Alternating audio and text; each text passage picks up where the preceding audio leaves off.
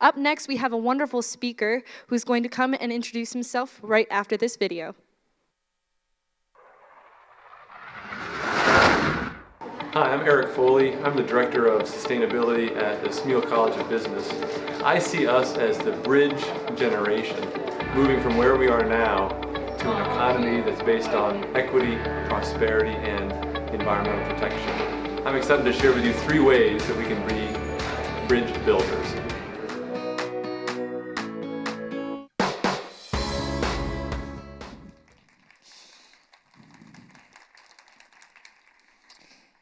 All right, good morning or good afternoon.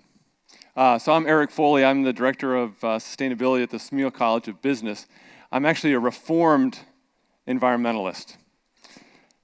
So I'm a tree hugger, naturalist, humanitarian who 15, 16 years ago decided to sneak behind enemy lines and get a business degree. You can imagine all the weird questions I asked in business school. And now I have the opportunity to work with very large companies, helping them understand their environmental and social footprints and to develop strategies to reduce cost and drive revenues. And it's not enough. It's not enough is this awareness that I continue to have in this space that I've been in now for 23 years. So this notion of a bridge generation has just been gnawing at the back of my mind for months now. And here's what I mean by bridge generation. I work with these companies who are, for a lot of good reasons, stuck in what I call an impossible present. But they want to move to a possible future. So let me give you an example. One data point of our impossible present that was just talked about, actually, is the fact that right now, we generate about 10 gigatons of carbon dioxide emissions every year. That's impossible. But at the same time, we see hints of a possible future. So right now in the United States, we have 4 times as many people working in solar as in the coal industry. But in the impossible present, we still have a situation where 79 cents to every men's dollar is made by women. But at the same time, we see a possible future where around the world since 2005, women heads of state have doubled. But in the impossible present, we have income inequality that is unsustainable in our country, where 88% of the wealth is owned by people like myself, by white people, even though they make up just 68% of the population. But we see where the future is going. The estimate is by 2032 that people of color will make up the majority of the workforce.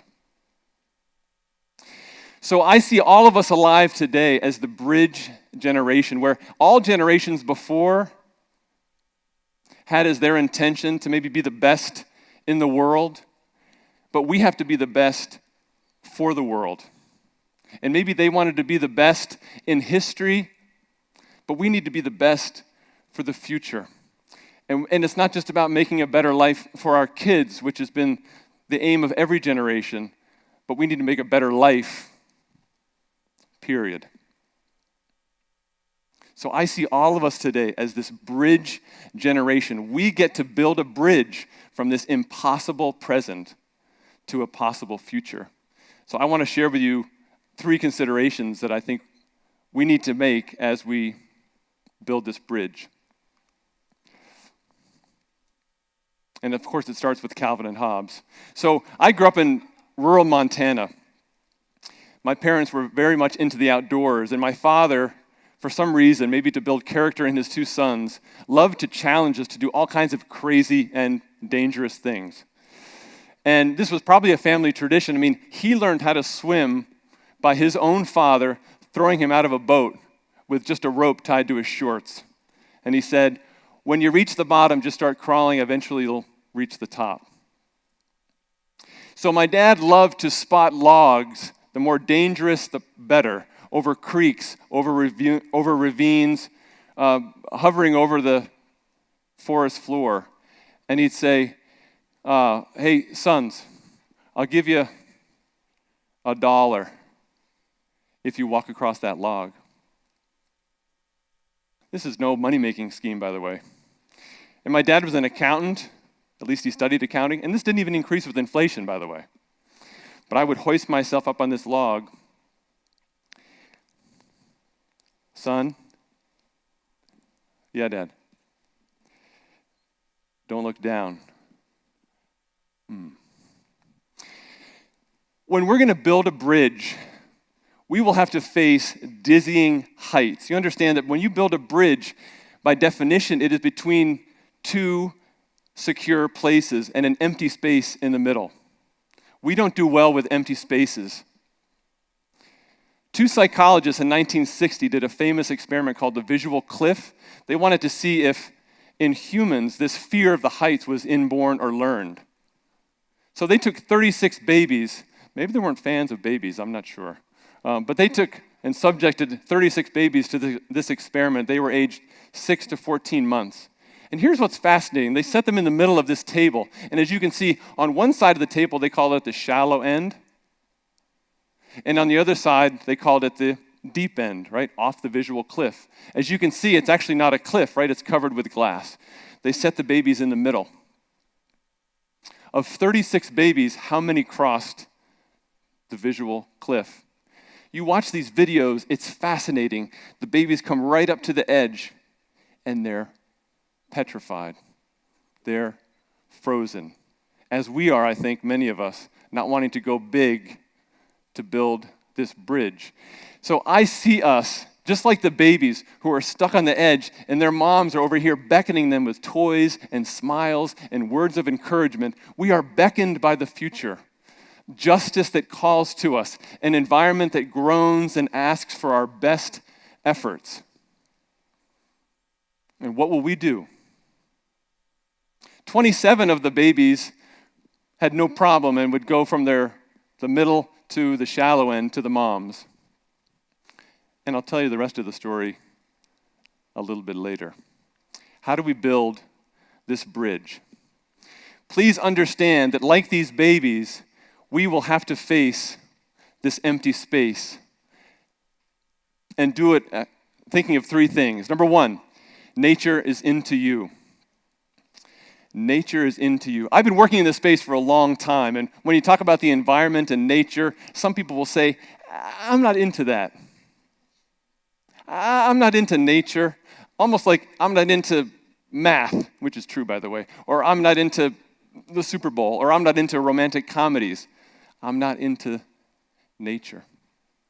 In 1968, the Apollo 8 flight, 3 astronauts, the first manned mission to the moon. The last turn around the moon, Bill Anders turned and he saw this incredible sight, which was the first time ever that a human being saw our planet. And what's incredible about this photo, which is called Earthrise, is you can see how the lushness of our Earth, our home, stands in repose in compared to the bleak lunar landscape. You see our air. You see our water. This is not a science class. I'm not even qualified to teach that, but you understand that this is a closed system, okay? We don't get anything except for sunlight. So the same air you're breathing right now was the air of your great-great-grandparents and will be the air of your great-great-grandchildren. And you share that with all species. Nature is into you, right? Nature is into you. The issue is that nature, I got to tell you, is not doing well. So imagine a scenario where nature has to go, the earth has to go to the doctor, right? And the earth's all like, man, I don't want to go to the doctor. And God's like, yeah, but come on, you got to go. And nature's like, well, I don't know. And God's like, well, how about we'll go to the doctor, then I'll take you to Saturn, we'll swing by Mars for ice cream. All right, and Earth's like, fine. So this actually happened, not exactly like that, I don't think. 2001 to 2005, over 1,300 scientists studied 24 ecosystems. So think of forests, right, as an ecosystem, coastal ecosystems. We also have systems ourselves, right? Circulatory systems, skeletal systems, respiratory systems. So what they found was quite startling. That 60% of the systems that they studied are degraded or being used unsustainably. And this was 12 years ago, y'all. And we're not doing better since then. We have 1 billion more people now than we did then. It is true that what we do to this home of ours, we do to ourselves. You might have seen the statistic that by 2050, by weight, there'll be more plastic in our oceans than fish. The only way we could possibly let that happen is if we think that nature is separate from us. So if we pollute it, that's fine. It's just up in the Allegheny National Forest, or it's out in those oceans. But it ends up affecting our own health as well. And it impacts our economics as well. So consider this. After dropping 2 atomic bombs on Hiroshima and Nagasaki, the U.S. went back and helped to rebuild those 2 cities. We spent billions of dollars. In today's dollars, $30 billion. To date, and we're not done yet, to date we have spent 4 times that rebuilding cities ravaged by climate change. The total bill that I just read last week is that the total environmental and social costs every year now globally is $3.5 trillion. Thomas Jefferson said, "It is incumbent on every generation to pay their debts as they go." But this is a debt we continue to kick down the road for future generations. And maybe this is because we don't see the change. 1922 to today. But maybe we can be helped by entrepreneurs. So Penn State students Ria Bhatia and Elaine Demopoulos working with Shavers Creek with Rain Reality. Maybe we can use virtual reality to give everybody this experience of nature, and that nature is into us. One of the things we'll learn is that nature doesn't exist in this one-way path, as my colleague Doug was talking about, where we take stuff, we make stuff, and we throw it away. Nature thinks in circles. And we see this at Penn State already. Doug talked about composting, but check out what's happening in the business world, things that you never would have seen before, and which is portending of the future. Procter & Gamble just came out with a shampoo bottle made from ocean plastics. So seeing ocean plastics as a resource instead of just a waste. You can clean your hair and the oceans. I thought that was cute. So nature is into you, and nature faces some real challenges. And those are not just challenges for environmentalists or for nature. Those are challenges for us, for human health, and for our own economy. Number 2, we are one people. We are one people. I had the fortune to spend some time in rural Alaska, a crazy job. I was teaching swimming to Native Alaska children, in the rivers. Okay, so picture me, big 6'7" guy, be like, "Come on in, it's fine." The kids are like, "Yeah, I don't think so," right? You got to work hard to get the kids in the cold rivers. I spent some time talking to an elder in Titlik, an Alutiiq village on Prince William Sound, and he said something which I will never forget. We're having black coffee. 10 years before this is when the Exxon Valdez oil spill happened, and 11 million gallons of crude oil were spilled around Prince William Sound, covered 11,000 square miles, decimated their subsistence living on seal and fish. He looked out, he was telling me some stories about that, and then he came back to me and he said, when I die, the language will die with me. I'm the last one to speak our language. Something just snapped. See, I was told that I lived in an information age, right? We have more information than ever before at our fingertips. But it actually turns out that the opposite is also true. We're also losing information at an incredibly rapid rate in the form of languages, in the form of culture. For those of you who are fortunate enough to speak more than one language, two languages, you know language is not just vocabulary, it's a whole way of seeing the world. We are one people. When we lose a language, it is our language. When we lose information, that is our information. And when we lose it, we can't get it back. So maybe one of the challenges is that we don't recognize how diverse we are. So some of you are familiar with the 100 People Project. If we were 100 people right now, with 7.5 billion of us, if we were 100 people in this room, 60 of us would be Asian, 31 of us would be from Africa, 14 of us would be from the Americas.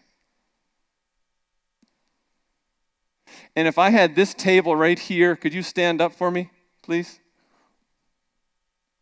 That's how many people speak English. Right? Thank you very much. And if you could have that table over there stand up, that's how many people have a college degree.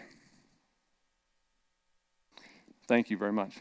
So we are a diverse people. At Penn State, we have we're from 137 countries, 50 states strong here.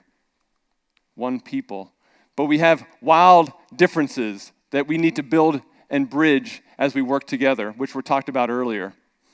When I was in the Peace Corps in Paraguay, I worked with a let's get to work culture. All of us were young, hungry, wanted to get to work, and the Paraguayans, they just wanted to have tea.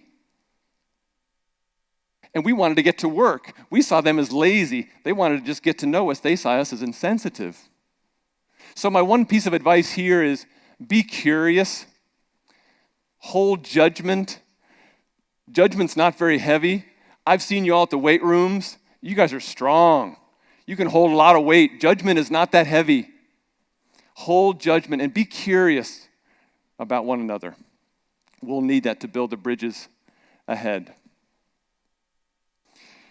I'm so proud of everything that Penn State is doing to support diversity, but we still live on many of our campuses, and it is a very uneven people's sense of being welcomed and included here.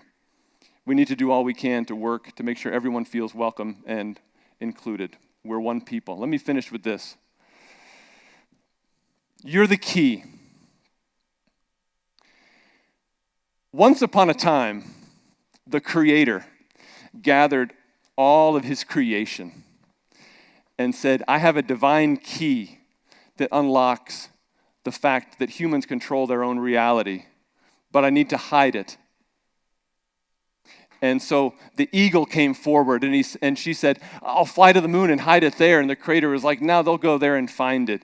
And the bison came forward, pawing at the earth, and he says, oh, give it to me, I'll bury it in the plains. And the Creator's like, no, I'm guaranteed they're going to dig that thing up. And the salmon said, well, give it to me, I'll dive deep into the ocean and hide it there. The Creator said, nah, they're going to look there as well. And then the crowd opens up, and little grandmother mole comes forward, right? She's blind. She has no use for human eyes. And she says, hide it inside them. The Creator loves that. He said, it is done. So it is my belief and my conviction and my experience that the key is inside each of you. Can you shake the person's hand on your right and left and say, you have the key?